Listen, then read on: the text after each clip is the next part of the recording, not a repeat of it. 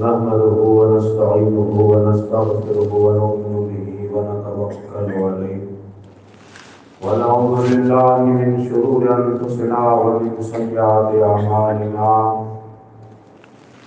من يهده الله فلا مضل له ومن يضلله فلا هادي له ونشهد أن لا إله إلا الله وحده لا شريك له ونشهد أن سيدنا ونبينا وحبيبنا وطبيب قلوبنا وشفاء صدورنا وغوثنا وغياثنا ومغيثنا ومعيننا وقطبنا وفريدنا ونظامنا وسراجنا واشرفنا ونور عيننا محمدا عبده ورسوله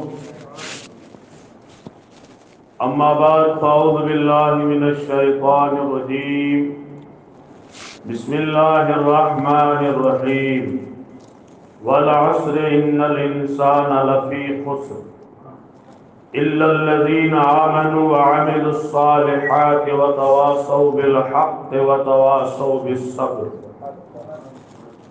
آمنت بالله صدق الله العظيم وبلغنا رسوله النبي الأمين الكريم ونحن على ذلك لمن الشاهدين والشاكرين والذاكرين والحمد لله رب العالمين قال الله تبارك وتعالى في كلامه القديم إن الله وملائكته يصلون على النبي يا أيها الذين آمنوا صلوا عليه وسلموا تسليما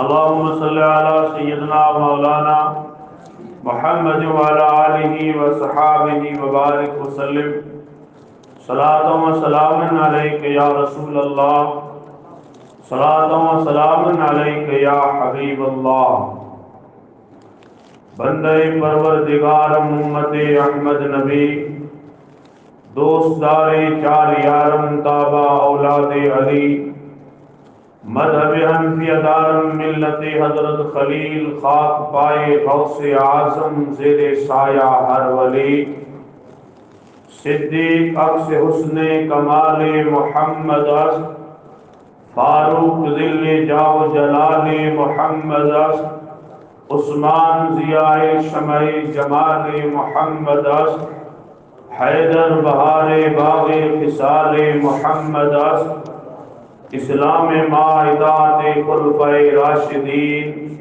ایمان ما محبت آل محمد است صلی اللہ علیہ وسلم مسلمان فقیر کچ کلاہ رمید سینہ او سوز آئے دلش نالت چرا نالت ندانت نگاہ یا رسول اللہ نگاہ یا رسول اللہ بمصطفیٰ برساں خیش راکے دی ہماؤس بمصطفیٰ برساں خیش راکے دی ہماؤس گربعون رسیدی تمام بھول حبیث ہر کے عشق مصطفیٰ سامان اوس بحر و بر در گوشائے دامان اوس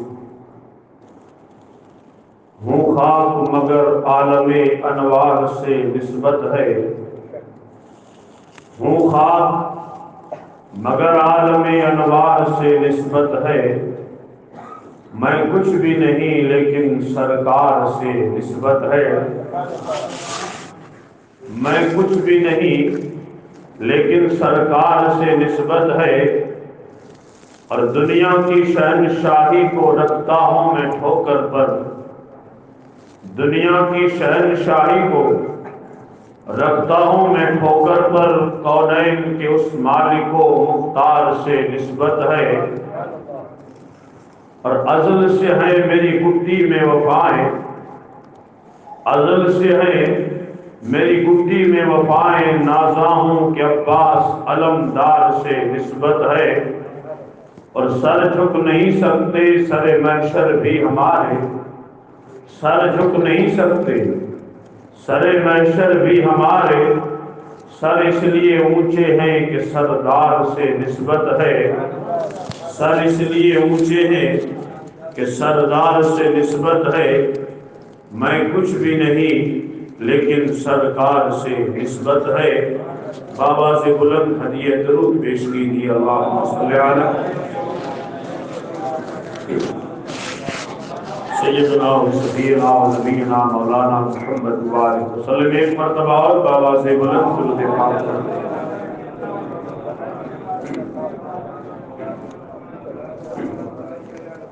صلی اللہ علیہ نبی الامی وآلہ صلی اللہ علیہ وسلم۔ صلاۃ و سلام علیک یا رسول اللہ، صلاۃ و سلام علیک یا حبیب اللہ۔ گرامی قدر، واجب الاحترام عزیز بزرگوں، نوجوان ساتھیوں، الحمدللہ اللہ تبارک و تعالیٰ کروڑہا کرم اور اس کا احسان عظیم کہ اس نے ہمیں یہ توفیق رفیق عطا فرمائی کہ ہم سب مل کر اس وقت اس کے ایک محبوب بندے پیران پیر روشن زمین شیخ سیدنا عبد القادر جیلانی حضرت غوث العظم کی بارگاہ میں نذرانہ عقیدت پیش کرنے کی غرض سے حاضر ہوئے ہیں۔ اللہ تعالی ہماری حاضری اپنی بارگاہ میں مستجاب فرمائے۔ ذکر خیر کو ہمارے لیے، تمام مومنین مومنات کے لیے دونوں جہاں کی سعادت مندی اور آخرت میں ہماری نجات کا ذریعہ اور سبب بنائے۔ خطبہ مسنونہ کے بعد قرآن مجید فرقان حمید کی ایک مشہور اور معروف سورہ مبارکہ تلاوت کرنے کا میں نے شرف حاصل کیا ہے۔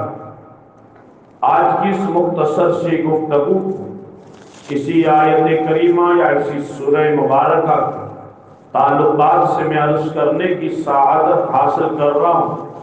اللہ تعالیٰ میری زبان پہ کلمہ حق جاری فرمائے، کیونکہ ذکر ہے اولیاء اللہ کا، اللہ کے مقبول اور بندوں اور محبوبان بارگاہ کا، جن سے ہم وابستہ ہیں، منسلک ہیں، اور ہمیں اس چیز پر ناز ہے، اس چیز پر فخر ہے کہ یہ اولیاء اللہ کا ساتھ جو ہے انشاءاللہ یہاں بھی ہمارے ساتھ ہے، اور یہ اولیاء اللہ کا ساتھ بروز قیامت بھی شفاعت کی شکل میں ہمیں نصیب ہوگا۔ اور اولیاء اللہ کے گن گانا، اولیاء اللہ سے محبت کرنا اور اولیاء اللہ کا ذکر کرنا یہ بڑی سعادت مندی کی بات ہے۔ اور ایک بات میں عرض کروں کہ یہ ذکر وہی لوگ کرتے ہیں جنہیں خدا کی بارگاہ سے توفیق ملتی ہے اور اولیاء اللہ کی بارگاہ سے اجازت ملتی ہے۔ توفیق کا ہونا ضروری ہے اور اجازت کا ہونا بھی ضروری ہے، ورنہ ہر کس و ناکس یہ ذکر کر ہی نہیں سکتا۔ یہ ذکر کرنے کے لیے اجازت بھی چاہیے اور بارگاہ خداوندی سے توفیق بھی چاہیے۔ آپ اپنا دل چھوٹا نہ کیجئے، اس لیے کہ ہم آج اس مسجد کے اندر بیٹھ کے جو ذکر کر رہے ہیں اپنی خوش نصیبی سمجھیں کہ یہاں جتنے بھی بیٹھے ہیں یہ سب توفیق والے بھی ہیں، یہ سب اجازت والے بھی ہیں۔ انہیں توفیق بھی ملی ہے، انہیں اللہ کی بارگاہ سے اجازت بھی ملی ہے۔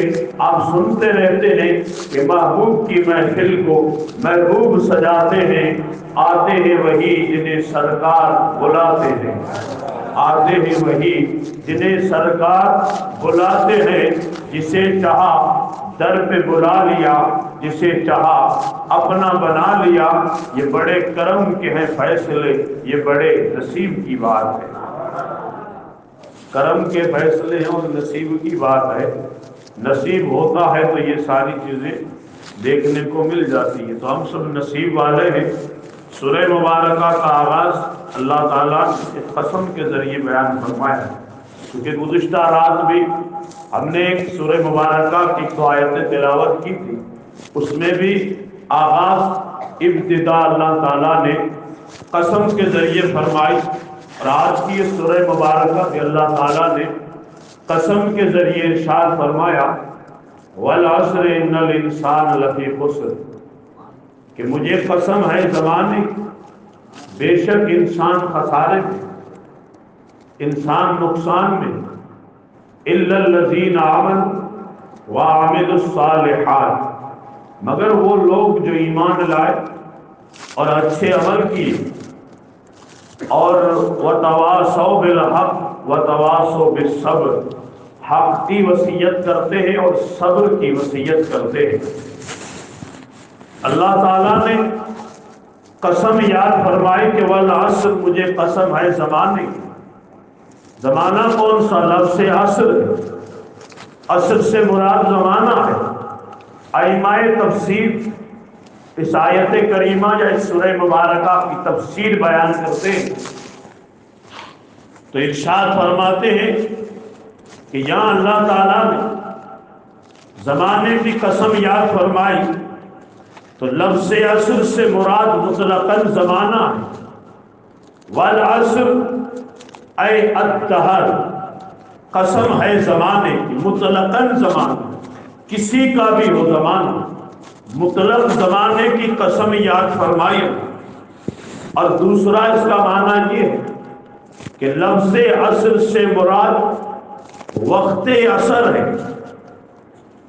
ظہر کے بعد جو عصر کا وقت شروع ہوتا ہے، ہر چیز کا سایہ دو مثل ہو جائے، جسے مثلین کہتے ہیں۔ جب ہر چیز کا سایہ دگنا ہو جائے، دو مثل ہو جائے تو عصر کا وقت ہوتا ہے۔ نماز عصر نہیں بلکہ عصر کا وقت۔ تو کہا وقت عصر کی اللہ نے قسم یاد فرمائی کہ مجھے قسم ہے وقت عصر کی۔ اور تیسرا معنی مفسرین بیان کرتے ہیں کہ اس عصر سے مراد نماز عصر ہے، کہ مجھے قسم ہے نماز عصر کی کہ انسان خسارے میں۔ یہ تین معنی بیان کرنے کے بعد مفسرین بیان کرتے ہیں کہ چوتھا معنی اس عصر سے مراد زمانہ خاص ہے، مخصوص زمانہ ہے، اور وہ زمانہ میرے راہ کے آقا تاجدار مدینہ امام الانبیاء صلی اللہ علیہ وسلم کا زمانہ، یعنی زمانہ رسالت مآب صلی اللہ علیہ وسلم ہے۔ اللہ نے اپنے محبوب کے زمانے کی قسم یاد فرمائی۔ وقت عصر، نماز عصر، مطلقاً عصر، یہاں مفسرین جو راجح قول بیان کرتے وہ یہ ہے کہ قسم ہے مجھے محبوب تیرے زمانے کی، اے میرے حبیب تیرے زمانے کی قسم کہ انسان گھاٹے میں ہے، انسان نقصان میں ہے۔ اللہ نے اپنے محبوب کے زمانے کی قسم یاد فرمائی، اس لیے کہ یہ محبوب کا زمان ہے۔ محبوب کے مقام کی بھی قسم یاد فرمائی۔ مفسرین دلیل بھی یہ دیتے ہیں کہ قرآن مجید میں اللہ تعالیٰ نے محبوب کے مقام کی قسم یاد فرمائی، لا اقسم بہذا البلد وانت حل بہذا البلد، مجھے قسم ہے اس شہر کی کہ جس شہر میں میرے حبیب خراماں خراماں چلتے ہیں۔ محبوب جہاں چلے، جہاں محبوب کے قدم لگے، اس زمین کی بھی خدا قرآن میں قسم یاد فرماتا ہے اور کہتا ہے محبوب تیرے مقام کی بھی قسم اور تیرے زمان کی بھی قسم۔ محبوب کے مقام کی قسم یاد فرمائی تو لا اقسم بہذا البلد، اور یہ اتنا ہی کہا تھا ہمارے دل میں جو بات تھی اگر وہ ہم منہ پہ لاتے، زبان پہ لاتے تو دنیا والے اعتراض کرتے، ہم سے دلیل پوچھتے کہ مطلقاً قسم ہے لا اقسم بہذا البلد سے، اس لیے تم یہ کہہ نہیں سکتے کہ یہ مصطفیٰ جان رحمت کے قدموں کے نشان کی قسم یاد کی جا رہی ہے، لیکن اللہ تعالیٰ نے اس چیز کو واضح کر دیا کہ وَأَنْتَ حِلٌّ بِهَذَا الْبَلَدِ، اور یہ واو حالیہ ہے کہ اس حال میں میرے محبوب تم اس شہر میں چلتے ہو، اس لیے میں اس شہر کی قسم یاد فرما رہا ہوں۔ پتا چلا محبوب کے نقش قدم کی اللہ قسم یاد فرما رہا ہے۔ سبب کیا ہے؟ سبب یہ ہے عزیزان ملت اسلامیہ، میرے آقا کی تشریف آوری سے پہلے کا عرب کا ماحول دیکھنے سے یہ بات پتا چلتی ہے کہ عرب تو وہی عرب تھا کہ جس عرب میں دور دور تک پانی نہیں ملتا تھا، لوگ پیاسے مر جاتے تھے، لوگ پیاس کی وجہ سے اپنی جان دے دیتے ہیں۔ جس عرب کی سرزمین پہ پینے کو پانی نہ ملتا ہو، اس زمین کو آج پیٹرول ڈالر نے مالا مال کر دیا ہو، اس زمین زمین پہ اتنی خوشحالی آئی کہاں سے، اس پہ اتنی خوشحالی آئی کہاں سے؟ تو عرض کرتا چلوں کہ یہ عرب تو وہی عرب تھا کہ جس عرب میں پینے کو پانی نہیں ملتا تھا، لیکن یہ عرب گلزار بنا کیسے، یہ عرب متبرک بنا کیسے، یہ عرب اتنا عروج پا گیا، یہ عرب اتنا بلند ہو گیا؟ تو سبب کیا تھا؟ تو کا سبب یہ تھا کہ جب تک میرا محبوب نہیں آیا تھا، میرے آقا اس دنیا میں تشریف نہیں لائے تھے، تو عرب تو ریگزار تھا، لیکن میرے محبوب کے جب قدم زمین عرب پہ پڑے تو اللہ تعالیٰ نے سارے عرب کو گلزار بنا دیا۔ اور میرے آقا کی یہ خصوصیت ہے کہ اس سے پہلے جتنے نبی تھے جہاں نشان کرتے تھے امتی نماز وہاں پڑھتا تھا، باقی جگہ نماز نہیں ہوتی تھی، لیکن قربان جاؤں اس صفا جان رحمت کی عظمت پہ کہ میرے آقا کا غلام اگر سڑک کے کنارے پہ مصلی بچھا کے نماز پڑھ لے تو نماز ہو جائے گی، اس لیے کہ جب زمین نے میرے آقا کی پیشانی کا بوسہ لیا تو خدا نے مصطفیٰ کے غلاموں کے لیے ساری زمین کو مسجد بنا دیا۔ یہ تو صدقہ ہے میرے آقا کے قدموں کا۔ زمین تو وہی زمین ہے کہ جس کی کوئی اہمیت نہیں، اور ایک بات اس ضمن میں میرے ذہن میں آئی، عرض کرتا چلوں میرے آقا کا قدم ہے، اس لیے اللہ نے اس قدم کی قسم یاد فرمائی۔ یہ ہے مصطفیٰ جان رحمت کے قدم کی بات ہے، تو کہ یہ قدم کتنا بابرکت ہے، تو کہ یہ قدم جس جگہ لگ جائے اس جگہ کو خدا جنت بنا دیتا ہے، اس جگہ کو خدا جنت بنا دیتا ہے۔ ایک جنت کے بارے میں آپ نے سنا، جنت تو مرنے کے بعد قیامت میں حساب و کتاب کے بعد جنت ملتی ہے، لیکن ایک جنت تو میرے دوستو مدینہ شریف میں آج موجود ہے، جس جنت کے بارے میں خود امام الانبیاء صلی اللہ علیہ وسلم ارشاد فرماتے ما بین بیتی و منبری روضۃ من ریاض الجنہ، کہ میرے گھر اور میرے منبر کے بیچ کی جو جگہ ہے وہ جنت کا ٹکڑا ہے۔ میرے گھر اور میرے منبر کے بیچ کی جو جگہ ہے وہ جنت کا ٹکڑا ہے۔ تو جنت تو زمین و آسمان سے بلند، پہلی جنت تو سدرۃ المنتہا کے پاس ہے، لیکن یہ جنت زمین پر آئی کیسے؟ اس زمین پہ جنت کا ٹکڑا بنا کیسے؟ یہ زمین جنت ہوئی کیسے؟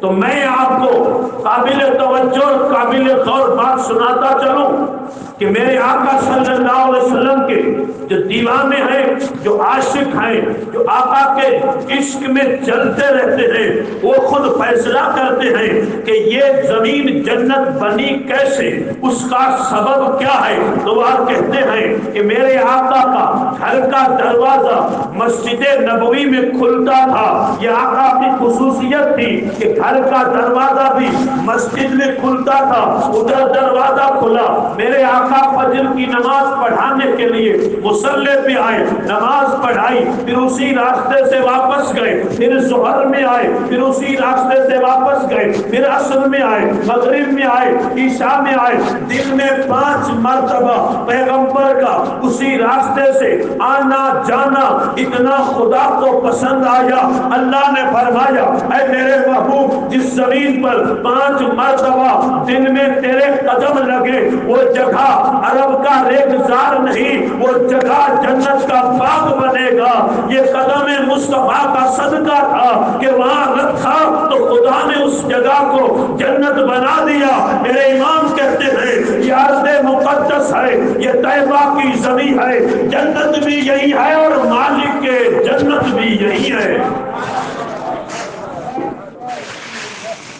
یہ ارض مقدس ہے، یہ طیبہ کی زمین ہے، یہ ارض مقدس ہے، یہ طیبہ کی زمین ہے، کہ یہ جنت بھی یہی ہے اور مالک کے جنت بھی یہی ہے۔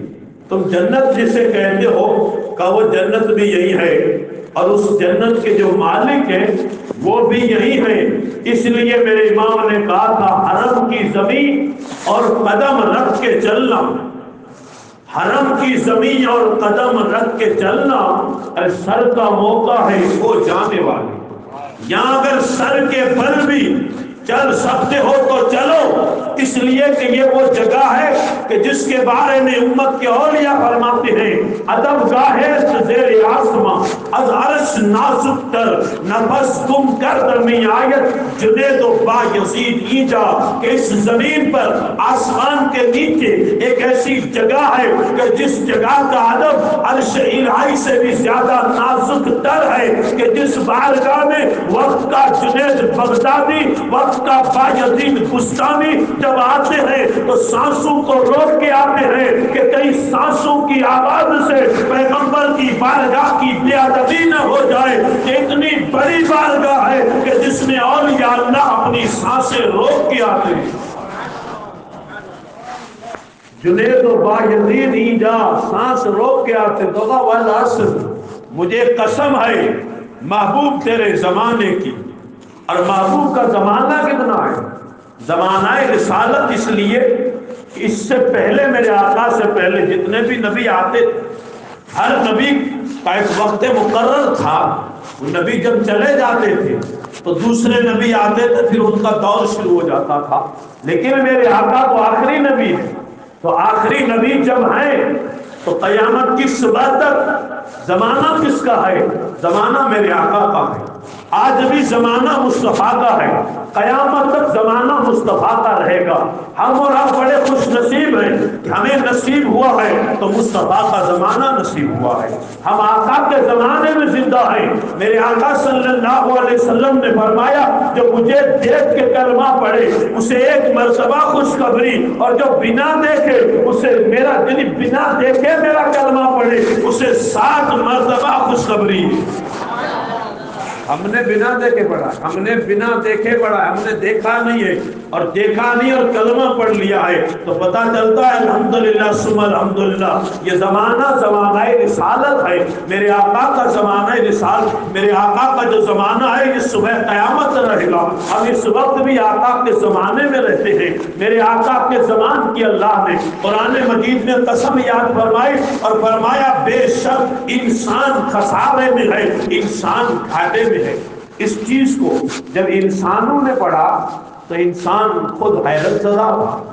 اس دور کا انسان یہ ترقی کے دور کا انسان ہم جیسے انسان تو اس چیز کو ماننے کے لیے تیار نہیں کہ قرآن تو یہ کہہ رہا ہے کہ انسان خسارے میں ہے لیکن ہم خسارے میں نہیں ہیں ہم نقصان میں نہیں ہیں. اس لیے کہ کہاں وہ گھاس پھوس کے جھونپڑے کہاں یہ ہمارے عالی شان بنگلے حویلیاں. اس دور کے مقابلے میں ہمارے تو گھر بہت اچھے اس دور کے مقابلے میں ہمارے کپڑے بہت اچھے. اس دور میں پہننے کو کپڑے نہیں تھے. یہاں تو حال یہ کہ صبح دوسرے شام دوسرے رات کو تیسرے کئی کپڑے بدل جاتے تو کہا ہم کیسے خسارے میں ہم نقصان میں نہیں ہے. انسان ہوا کے دوش میں سفر کر رہا ہے انسان ایروپلین سے سفر کر رہا ہے انسان چاند کی بلندی تک جا رہا ہے انسان فضا خلا کو مسخر کر رہا ہے تو انسان تو ماننے کو تیار ہی نہیں ہے کہ میں کیسے مان لوں کہ میں خسارے میں ہوں کیونکہ میں خسارے میں ہوں ہی نہیں. میں تو اونچے اونچے بنگلوں میں رہتا ہوں عالی شان کھانا کھاتا ہوں میں عالی شان کپڑے پہنتا ہوں میرے یہاں تو کسی چیز کی کمی ہے ہی نہیں. جب کمی نہیں ہے تو میں نقصان میں نہیں ہوں میں نقصان سے بچا ہوا ہوں. تو اولیاء فرماتے ہیں کہ یہ اللہ کا فرمان ہے. اللہ جو فرماتا ہے کہ انسان خسارے میں ہے تم تو نہیں مانتے کہ انسان خسارے میں نہیں ہے لیکن حقیقت یہ ہے کہ انسان خسارے میں ہے. کیوں؟ اس لیے کہ تم جو کہہ رہے ہو یہ ترقی ہم کر رہے ہیں ہم اونچے جا رہے ہیں ہم بلندی پہ جا رہے ہیں ہمارے کپڑے ہمارا کھانا ہمارا گھر ہمارا مکان ہماری دکان دیکھو ہم سب ترقی پر ہیں. تو کیا ترقی یہ انسان کی نہیں ہے یہ تو حیوانیت کی ترقی ہے. حیوان ترقی کر رہا ہے. رہی بات انسان کی تو انسان کی انسانیت گرتی جا رہی ہے. انسان کے اندر جو انسانیت کا مادہ ہے وہ ختم ہوتا جا رہا ہے. دن بہ دن انسان ترقی کر رہا ہے لیکن پڑوسی بھوکا سوتا ہے یہ انسانیت نہیں ہے. میں تو 4 جوڑے کپڑے پہنتا ہوں لیکن میری قوم کی بیٹیاں برقع پہن کے سگنل پہ بھیک مانگتی ہیں تو یہ انسان کی ترقی نہیں ہے. کیا یہ انسان کی ترقی نہیں ہے؟ قوم کی بیوائیں برتن مانجتی ہیں اور میں کہتا ہوں ہم ترقی کر رہے ہیں ہم نقصان میں نہیں ہیں. کیا بڑا نقصان میں ہو، اس لیے کہ تم جسے ترقی کر رہے ہو یہ حیوانوں کی ترقی ہے، یہ اگر کمال کی بات ہے کہ ہوا میں اڑنا کوئی کمال ہے تو یہ تو چڑیا بھی اڑتی ہے، تم نے کون سا کمال کیا؟ اگر سمندر پہ تیرنا یہ بھی کوئی ترقی کی بات ہے تو یہ تو مچھلیاں بھی تیرتی ہیں، اونچے اڑنا یہ اونچی فضا کی چھلانگ لگانا کا یہ ترقی نہیں ہے، ترقی یہ ہے کہ اپنے منہ کا لقمہ اٹھا کے کسی مجبور کے منہ میں رکھ دے، اس کو انسانیت کہتے ہیں۔ اس دور میں کپڑوں کا تو انسان بہت اونچا ہے، لیکن انسانیت کے ناطے انسان گرتا جا رہا ہے اور بہت نیچے گرتا جا رہا ہے کہ اگر تجھے انسان دیکھنا ہے، کامل انسان دیکھنا ہے جو خسارے سے بچا ہوا ہو تو کہا میرے محبوب کے زمانے میں آ، میرے حضور کے زمانے میں آ، محمد مصطفیٰ کے زمانے میں آ، تجھے وہ انسان ملیں گے جو خسارے سے بھی بچے ہوئے ہیں، جو نقصان سے بھی بچے ہوئے ہیں، جو انسانیت کے زیور سے مالا مال تھے۔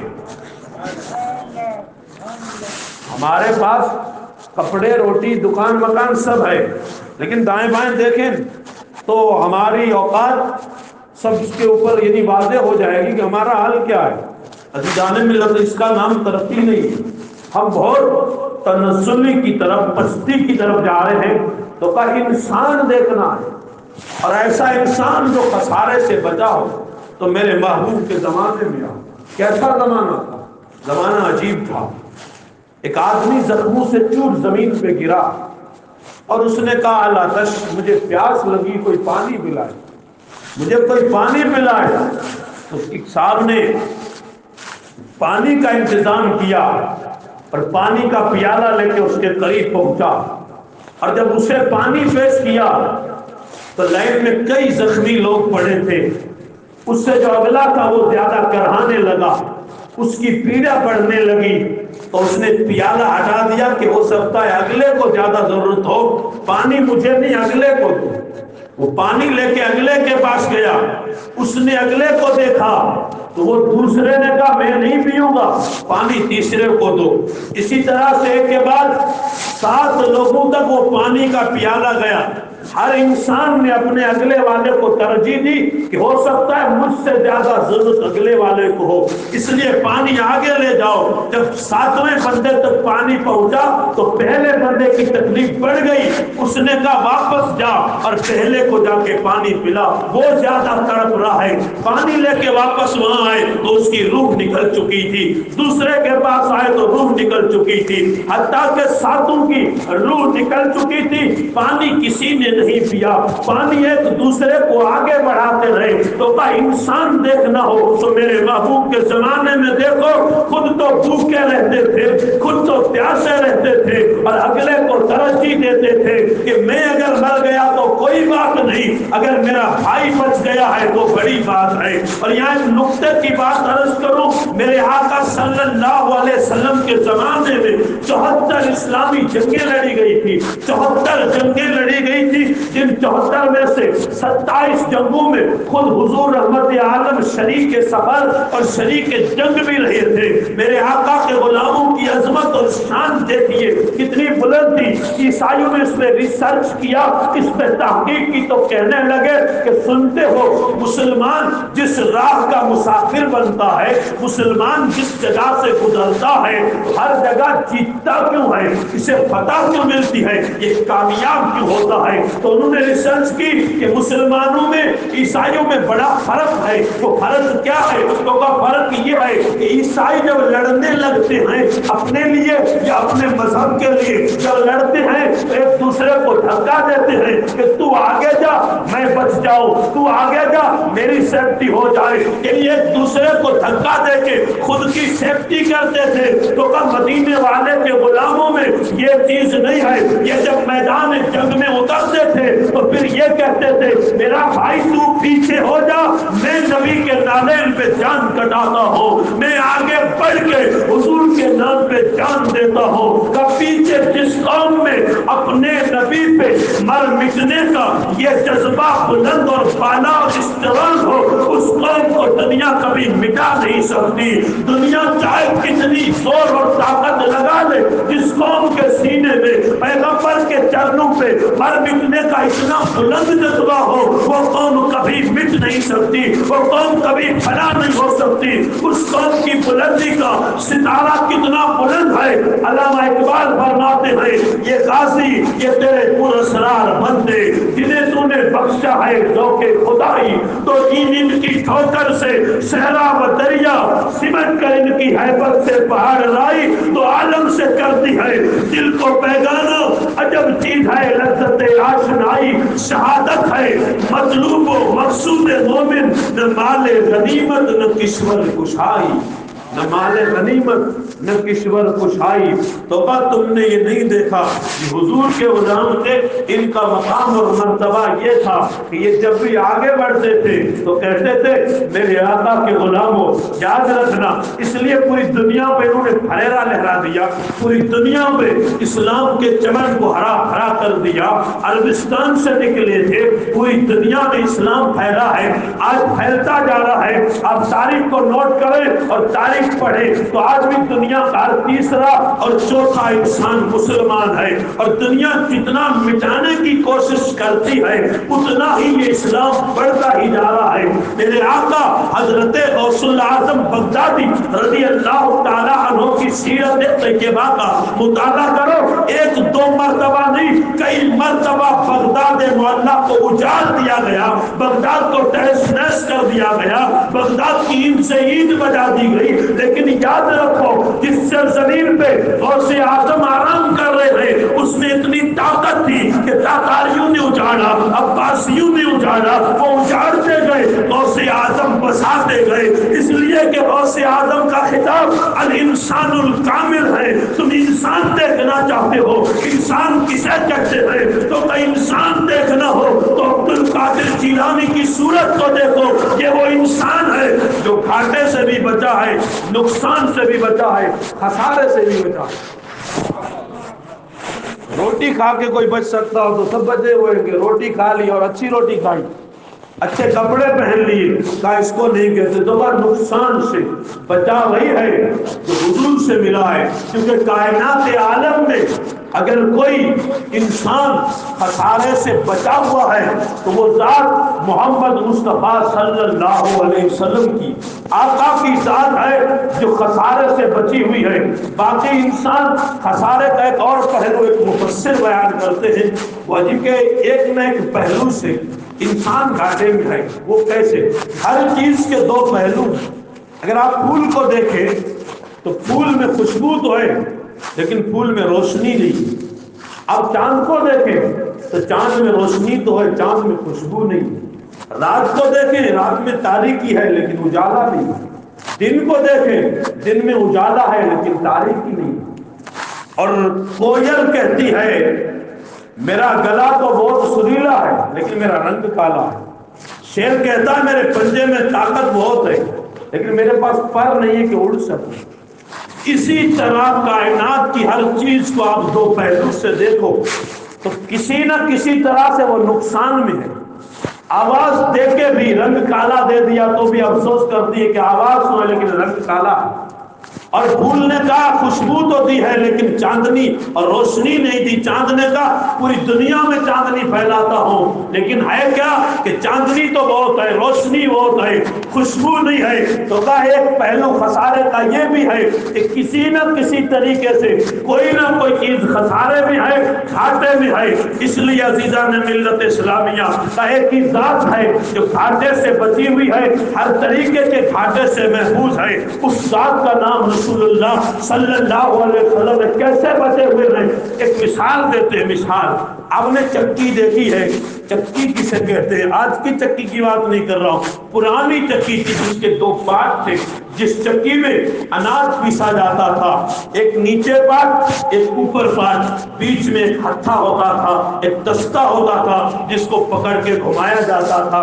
خیر آپ تو ترقی کے دور میں جی رہے اس لیے آج کل کے نوجوانوں کو اس چکی کے بارے میں علم نہیں ہوگا، لیکن میں تعزیز نعمت کے طور پہ کہوں کہ میں جس علاقے سے آیا ہوں اس علاقے میں آج بھی اسی چکی کا لوگ آٹا کھاتے ہیں، آج بھی وہی چکی وہاں استعمال ہوتی ہے اور اسی چکی کو استعمال کیا جاتا ہے۔ وہ چکی جس کے دو پارٹ ہیں، ایک نیچے ایک اوپر، اور بیچ میں وہ گھمانے والی لکڑی ہوتی تھی، وہاں ایک کیل رہتا ہے اور اس کیل کے پاس دانا ڈالا جاتا ہے، اور دانا جب ڈالتے ہیں تو کیا ہوتا ہے کہ اس کو مثال سے سمجھاتے ہیں کہ اس چکی میں جب دانے ڈالے جاتے ہیں تو جو دانا اس کیل سے ہٹتا ہے تو دونوں پارٹ کے بیچ میں آ جاتا ہے اور پس کے آٹا ہو جاتا ہے، لیکن جو دانا کیل کے قریب رہتا ہے، اس میخ کے قریب رہتا ہے، وہ دانا محفوظ رہتا ہے، وہ دانا پستا نہیں، وہ دانا برباد نہیں ہوتا، وہ دانا وہی رہتا ہے۔ تو وہ کیل تھا جس کے قریب جو ہو گیا وہ بچ گیا،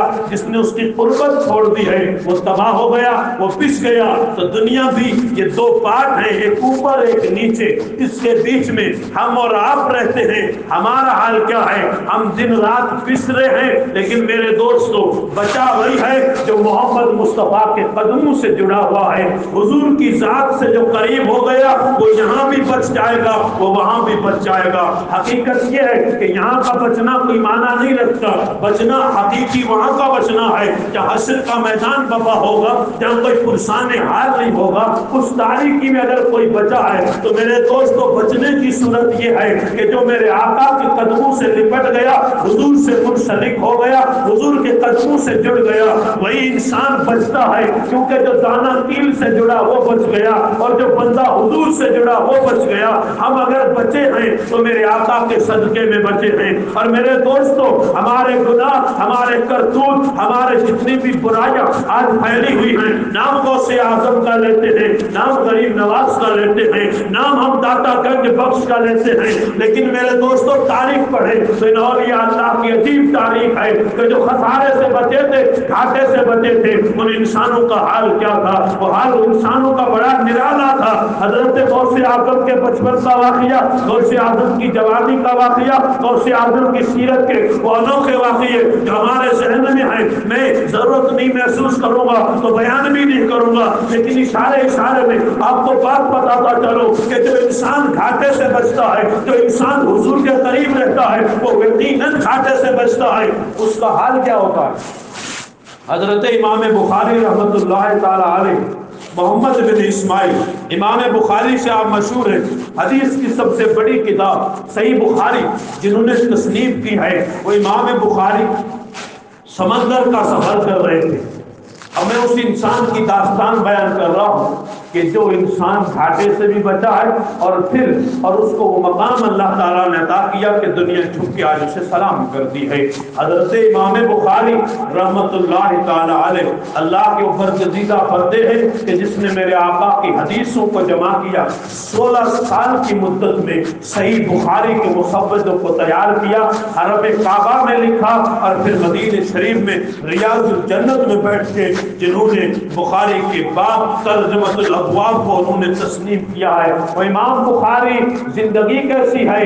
سمندر میں سفر کر رہے ہیں، اور جب سمندر میں جا رہے تھے تو آپ کے پاس یعنی 1000 سونے کی اشرفیاں تھی، آپ سفر کر رہے تھے۔ جب آپ سمندر کے اس کشتی میں بیٹھے تو اس میں اور بھی بہت سارے لوگ تھے، ان میں سے ایک آدمی نے دیکھ لیا کہ امام بخاری کے پاس اتنا سارا مال ہے، 1000 اشرفیاں امام بخاری کے پاس ہیں، تو کیا کیا اس نے نظر میں رکھا، اس نے کہا کسی نہ کسی طریقے سے امام بخاری کے یہ مال کو مجھے لوٹنا ہے۔ لوٹنے کی نیت سے اس نے کیا کیا؟ اس نے کشتی میں شور برپا کیا، اس نے کہا لوگوں سنو، میری اتنی اشرفیاں گم ہو گئی ہیں، کسی نے چرا لی ہیں۔ امام بخاری کو پتا چلا کہ اس انسان نے میرے پاس یہ چیز دیکھ لی ہے، اس لیے یہ الزام لگا رہا ہے۔ امام بخاری نے اپنے کردار کے دامن کو پاکیزہ رکھتے ہوئے کیا کیا کہ اب یہ کیا کرے گا؟ اس نے ہلڑ بازی کر دی۔ امام بخاری نے جتنی اشرفیاں تھی اٹھا کے سمندر میں پھینک دیا، ساری پانی کے حوالے کر دی۔ اب ہوا کیا؟ وہ جب اس نے شور کیا تو کشتی کو لوگوں نے کہا جتنے لوگ ہیں سب کی تلاش کرو اور سب کی جستجو کرو۔ اب تلاشی لی جاتی ہے، ایک ایک کر کو ٹٹولا جاتا ہے، لیکن کسی کے پاس سے اشرفیاں نہیں نکلتی۔ امام بخاری کو بھی دیکھا گیا، وہاں سے بھی کچھ نہیں ملا۔ جب سارے لوگ اطمینان سے بیٹھ گئے تو وہ چور آگے بڑھا، امام بخاری کے پاس میں آیا، اور آ کے کہتا ہے کہ یار میں نے تو دیکھی تھی، آپ کے پاس تو تھی، لیکن جب تلاش لیا گیا تب تو آپ کے پاس وہ چیز نہیں ملی، گئی کہاں؟ جب میں نے دیکھا تھا تب تو واقعی آپ کے پاس اتنا مال پڑا تھا، لیکن اب تو نظر نہیں آ رہا ہے، آخر مسئلہ کیا ہے؟ تو امام بخاری کہتے ہیں یقیناً میرے پاس وہ اشرفیاں تھی، وہ میری ہی تھی، تو نے تو الزام لگایا تھا، تلاش سی لینے کے بعد اگر میرے پاس نکلتی میں تجھے آسانی سے تو نہیں دیتا، اگر مجھے دینی ہی پڑ جاتی تو میں محمد عربی کا غلام ہوں اور میں حضور کی حدیث سے جمع کر رہا ہوں، اور قیامت کی صبح تک لوگ میری حدیث نہیں لیں گے۔ یہ کہتے امام بخاری تو چور تھے، ان پہ چوری کا الزام لگا تھا، کہ اس الزام سے بچنے کے لیے تجھے میں دوں کہ نہ دوں وہ بات کی ہے، صرف الزام نہ لگے اس کے لیے میں نے سارے مال کو پانی میں ڈال دیا ہے، تاکہ کل کوئی یہ نہ کہہ سکے کہ امام بخاری چور تھے، ان پہ چوری کا الزام لگا تھا۔ یہ ہے حقیقت اس انسان کی جو انسان آقا کے قدموں سے جڑا تھا، اور جس کے پاس حضور رحمت عالم صلی اللہ علیہ وسلم کی امانتیں تھی، اور حدیث کا علم اس نے دنیا میں پھیلایا، اور پھیلا کے دنیا کو یہ درس وفا دیا کہ اگر خسارے سے نقصان سے بچنا چاہتے ہو تو میرے آقا کے قدموں میں آ جاؤ، حضور کی شریعت اور سنت کے پابند بن جاؤ۔ جب تم یہ کرو گے تو انشاءاللہ یہاں بھی خسارے سے بچو گے، قبر میں بھی خسارے سے بچو گے، محشر میں بھی خسارے سے بچ جاؤ گے۔ جتنے بھی اولیاء اللہ ہیں جن کے سر پہ خدا نے ولایت کا تاج سجایا ہے، اگر ان کی تاریخ پڑھیں گے تو یہی نظر آئے گا کہ یہ وہ اللہ کے بندے تھے جن بندوں نے اپنا کنیکشن حضور سے جوڑا تھا، آقا کے قدموں سے جوڑا تھا، اور جب آقا کے قدموں سے جوڑا تھا تو اللہ تعالیٰ نے ان کو ہر طریقے کے نقصان سے بچا لیا تھا۔ ان کا حال کیا تھا؟ میرے آقا کے ہم بھی غلام ہیں، ہمیں بھی چاہیے کہ اولیاء اللہ کا ذکر تو کرتے ہیں لیکن اولیاء اللہ کے کردار و عمل کو اپنی زندگی میں لاہ عمل بنا کے پھر دنیا کے اندر پیش کرے، تو دنیا بھی آج ہم سے یہ مطالبہ کرنے پہ مجبور ہے کہ صدیوں سے غوث اعظم کا ذکر کرتے ہو، برسوں سے غریب نواز کا ذکر کرتے ہو، کئی سالوں سے مختوم اشرف کا ذکر کرتے ہو، لیکن یہ تو بتاؤ غوث و خواجہ کو ماننے والوں، مختوم کو ماننے والوں، اعلیٰ حضرت کو ماننے والوں، ہم تم سے یہ مطالبہ کرتے ہیں کہ اتنے سالوں سے ذکر تو غوث کا کرتے ہو، ذکر تو خواجہ کا کرتے ہو، لیکن دوسرا خواجہ دنیا میں دکھاتے کیوں نہیں ہو؟ دنیا اب ذکر سنتی نہیں، دنیا تو یہ کہہ رہی ہے اے دنیا کے انسانوں اب ذکر بند کر، اب تم میں سے کوئی خواجہ بن کے دکھائے۔ اب دنیا دیکھنا چاہتی ہے، صدیاں بیت گئی ایک ہی خواجہ آیا، دوسرا خواجہ کیوں نہیں آیا؟ دنیا خواجہ دیکھنا چاہتی ہے، دنیا غوث اعظم دیکھنا چاہتی ہے۔ اور جو انسان غوث و خواجہ کا ذکر تو بڑے شوق سے کرتا ہے، لیکن ایک عالم تقریر کر رہے تھے، امام عالی مقام کی شان بیان کر رہے تھے، حسین ابن علی کی عظمت بیان کر رہے تھے، تو جب بیان کر رہے تھے تو پھر مجمع سے غیر مسلم عورت کھڑی ہوئی، اس نے کہا بھائی صدیاں ہوئی حسین ابن علی کو ذکر کر رہے ہو، آقا حسین کا نام لے رہے ہو، لیکن میرا سوال یہ کہ دنیا میں دوسرا حسین کیوں نہیں آیا؟ دنیا میں دوسرا حسین کیوں نہیں آیا؟ میرا یہ سوال ہے۔ اس کے پاس کوئی جواب نہیں تھا، پھر اس نے گردن جھکا لی، پھر اس نے تقریر شروع کی، اس نے پھر وہی سوال دہرایا کہ حسین ابن علی کا نام لینے والوں یہ تو بتاؤ دنیا میں دوسرا حسین کیوں نہیں آیا؟ تو ایک بزرگ عالم کھڑے ہوئے، اس نے کہا بیٹی سن، دوسرا حسین آنے کے لیے ماں دوسری فاطمہ زہرا چاہیے، جب دنیا میں دوسری فاطمہ نہیں آئی تو دوسرا حسین بھی نہیں آ سکتا۔ دوسرا حسین آنے کے لیے ماں کا کردار بھی تو فاطمہ زہرا چاہیے، فاطمہ زہرا ماں ہو تو بیٹا حسین ابن علی بنتا ہے۔ کا سجدہ کہاں سے سیکھا؟ تو کہ ماں کو سجدے میں دیکھا تو سجدہ سیکھ لیا، ماں سجدے میں تھی سجدہ کر رہی تھی، میں نے ماں کو سجدے میں دیکھا تو میں نے سجدہ وہیں سے سیکھ لیا ہے۔ آقا کے غلاموں اس چیز کی طرف کبھی دھیان جائے، ہمارا بھی ایمان روشن ہو جائے گا کہ ہم زمانے کے خسارے کی زد میں ہیں یا خسارے سے بچے ہوئے ہیں۔ 2-5 وقت کی نماز پڑھ لی اور میرے دوستوں اس کے بعد کے جو معاملات ہیں حلال و حرام کی کوئی تمیز نہیں ہے، پردہ اور حیا کی کوئی تمیز نہیں ہے، اور پھر بھی کہیں ہم بچے ہوئے ہیں۔ بچنا کسے کہتے ہیں؟ غیرت انسانیت اتنی بلند ہو کہ آدمی کٹ جائے، مر جائے، کچھ بھی ہو جائے، لیکن اس کی غیرت کبھی یعنی مرنی نہیں چاہیے۔ حضرت رابعہ بصریہ اللہ کی وہ نیک بندی ہے کہ جس کے 50 سال تو ایسے گزرے ہیں کہ کبھی انہوں نے اپنے پہلو بستر پر لگائے ہی نہیں ہے۔ جس کی طرف قرآن اشارہ کرتا ہے تو کہتا تتجافى جنوبهم عن المضاجع، کچھ تو اللہ کے ایسے بندے ہیں کہ جن کے پہلو رات کو بستر سے لگتے ہی نہیں ہیں۔ وہ کون تھے؟ وہ اولیاء اللہ تھے، یعنی رات کو سونے کے لیے کبھی بستر انہوں نے بچھایا ہی نہیں تھا۔ وہ کون تھے؟ وہ رابعہ بصریہ جو راتوں رات جاگتی ہے، خدا کو یاد کرتی ہے، خدا کی بندگی کرتی ہے۔ کسی نے پوچھ لیا اے رابعہ ایک عورت ہے، کہاں عورت ہو؟ تو میں اتنی عبادت کیوں کرتی ہے؟ کیا خدا کی رحمت پہ یقین نہیں ہے کہ کل تجھے بخش دے گا، کل تجھے جنت عطا کر دے گا؟ تو مجھے یقین ہے میرا خدا بخش دے گا،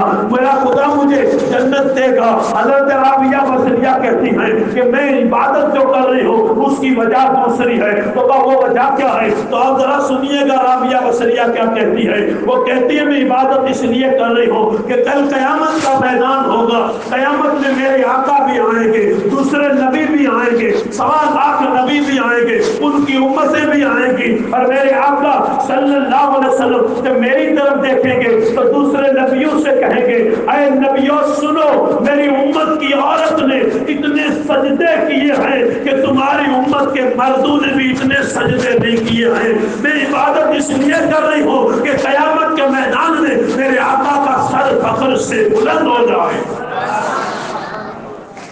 تو اب کوئی ایسا کچا کام نہ کرو کہ کل نیچے دیکھنا پڑے، کیونکہ حضور کے ہم غلام ہیں۔ اور میں اپنی تقریروں میں کہا کرتا ہوں میں عالم ہوں، میں فاضل، میں مفتی، میں قاری حافظ، میں بزنس مین ہوں، میں بہت بڑا پراپرٹی رکھتا ہوں۔ کہا یہ کوئی اعزاز کی بات نہیں ہے۔ اعزاز سب سے بڑا کیا ہے؟ سب سے بڑا اعزاز یہ ہے کہ میں جب پیدا ہوا تو میرے کان میں مؤذن نے کہا تھا اشہد ان محمد رسول اللہ، مبارک ہو تجھے، تو محمد عربی کا غلام بن کے دنیا میں آیا۔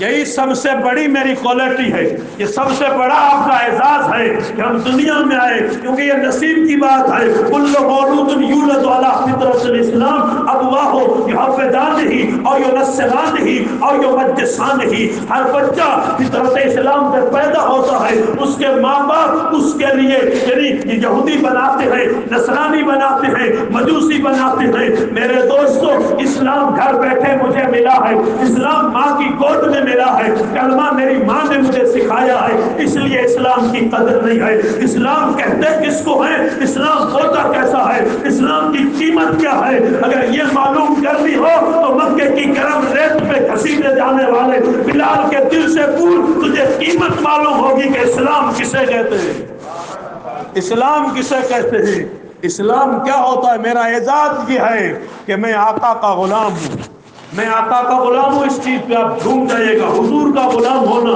اتنا بڑا سرٹیفکیٹ ہے، اتنا بڑا نصیب ہے کہ 100 سال کے سجدے ایک طرف ہیں، حضور کا غلام ہونا بہت بڑی بات ہے۔ دہلی کی جامع مسجد کی سیڑھیوں پہ ایک میرے آقا کا غلام پاؤں سے معذور ہے، بیٹھا ہے اور وہ بھیک مانگ رہا ہے، حضور کا غلام ہے۔ لیکن یاد رکھو غیرتیں جب مر جاتی ہیں اور انسان غیرت کا جنازہ نکال دیتا ہے تو دائیں بائیں بھی نہیں دیکھتا ہے کہ معاشرے میں ہو کیا رہا ہے۔ میرے آقا کا سچا غلام اور حضور کا سچا دیوانہ، غوث اعظم کا دیوانہ، اس کا مقام کیا ہے؟ وہاں بیٹھا ہے، ایک انگریز آیا، اس نے ہاتھ پھیلایا تو اس نے اپنے جیب سے پرس نکالا اور کچھ سکے اس نے ڈال دیے اس منگتے کی جھولی میں، اس نے اپنی جھولی سمیٹ لی۔ لیکن اس کا حال کیا تھا؟ اس نے اپنا پرس ڈالتے ہوئے پرس بھول گیا، پرس جیب میں نہیں گیا، پرس نیچے گر گیا۔ جیسے ہی نیچے گرا وہ تو چلا گیا، اس منگتے نے اٹھا کے وہ پرس اپنے پاس رکھ لیا۔ دن گزر گئے، وقت پورا ہوا، 1 سال یا 2 سال کے بعد وہی انگریز لوٹ کے پھر وہیں پہنچا اور انہیں سیڑھیوں سے جب گزرا تو منگتا وہیں بیٹھا تھا، منگتا وہیں بیٹھا تھا۔ دیکھا تو دیکھ کے پہچان لیا، کہا تم فلاں ہو، فلاں تاریخ तारीख यहाँ आए थे? कहा मैं वही हूँ। तो कहा थोड़ी देर ठहरना, थोड़ा काम है, मैं अभी जाता हूँ, काम करके आता हूँ। तो कहा क्या है? वो घर गया, वही पर्स उठा के लाया, पर्स उठा के दिया। 2 साल पहले आप आए थे, आपका ये पर्स गिर गया था, मैंने रख लिया था, आज मैं वापस कर रहा हूँ। उसने खोल के देखा, उसमें बहुत सारी रकम थी, बहुत सारे डॉलर पैसे थे। उसने खोला, खोल के एक तरफ वो उस पर्स को देखता है, दूसरी तरफ उस मंगते का चेहरा देखता है। कहा तू तो यार मांगने वाला था, तू तो मंगता था, लेकिन ये क्या है? एक मंगता, इतनी दौलत था भाई, अगर तू चाहता तो घर बना लेता, तू चाहता तो प्रॉपर्टी बना लेता, लेकिन तूने इसमें से एक जर्रा बराबर खर्च नहीं किया, जैसा था वैसा मुझे वापस कर दिया।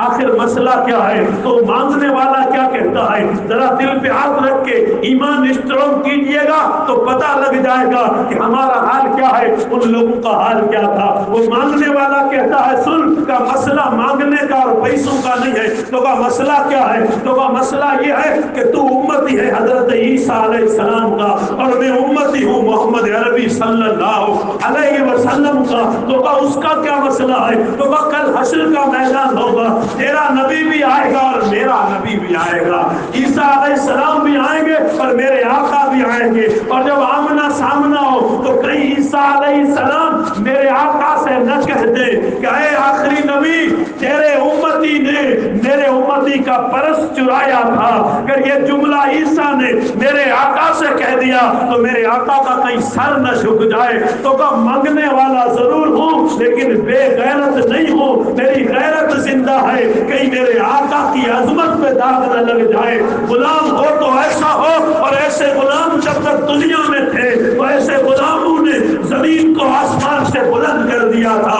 ऐसे गुलाम जब जमीन पर थे तो वो जब अजमेर की जमीन पर आए तो दुनिया तो कह रही थी इस फकीर को रोको, आगे मत जाने दो वरना ये पूरी दुनिया में इस्लाम का परचम लहरा देगा। लेकिन मदीने से आने वाला एक ही गरीब नवाज था जिसे लिहाज था अपने नबी की अजमत का, वो आगे बढ़ा तो कहा मेरा रास्ता तुम रोक भी नहीं सकते, इसलिए कि मैं आया नहीं, मैं भेजा गया हूँ। दुनिया ने देखा था कि वो 97 वर्ष की उम्र पाने वाला, वो अजमेर की पहाड़ियों में रहने वाला, वो गरीब नवाज जब दुनिया से गया जिसे दुनिया ने रोका था कि आगे मत आने दो, लेकिन वो 97 वर्ष की जिंदगी पाने वाला जब अजमत रसूल का ख्याल करके और विलायत के दर्जे पे फायज होता है तो जब दुनिया से जा रहा था तो 90 लाख जनाजे में खड़े थे और पेशानी पे लिखा था माता फी हुब्बुल्लाह, ये अल्लाह की मोहब्बत में दुनिया से जा रहा है, हादा हबीबुल्लाह, ये अल्लाह का प्यारा जा रहा है। तब दीवाना कहता है सुनाने अपनी बर्बादी के अफसाने कहाँ जाते, तेरा दर छोड़ के खाजा, दीवाने कहाँ जाते, तेरा दर छोड़ के खाजा दीवाने कहाँ जाते। तो कहा जिसे पास हो अपने नबी की अजमत का, विलायत गलियों में नहीं मिलती, विलायत मार्केट में नहीं मिलती, कपड़े आप दुकान से खरीद सकते हो, लेकिन विलायत और ये मेरे रब का फजल है, जिसे चाहता है उसे अता फरमाता है। लेकिन इतना तो याद रखना होगा कि वल अस्र इन्नल इंसान लफी खुस्र के घाटे में कहीं हम तो नहीं है, हमारे पास सब कुछ है कि आका तो जहाँ का दामन हमारे हाथों में है। अब शर्त इतनी है कि दुनिया से कट के उनके कदमों से जुड़ जाए, इंशाल्लाह यहाँ भी कामयाब है, कब्र में भी कामयाब है और महशर में भी कामयाब है। और ये मिलाद, ये जलसे, ये जुलूस, ये खर्चा सिर्फ कानून के चस्के लिए या फिर दुआ करने के लिए नहीं होते हैं। ये जलसे इसलिए होते हैं कि यहाँ से मैं उठ के जाऊं तो मेरे सीने में गौसे आजम की सीरत भी हो और मेरे सीने में गौसे आजम का किरदार अमल भी हो कि जो गौसे आजम इतने बड़े मकाम पे फाइज है, मैं उसका नाम लेता हूँ। तो मुझे भी चाहिए फजर में भी जमात के साथ अदा करूँ ताकि कल गौसे आजम के झंडे के नीचे मुझे भी थोड़ी सी जगह मिल जाए। वाखिर दावाना अल्हम्दुलिल्लाहि रब्बिल आलमीन।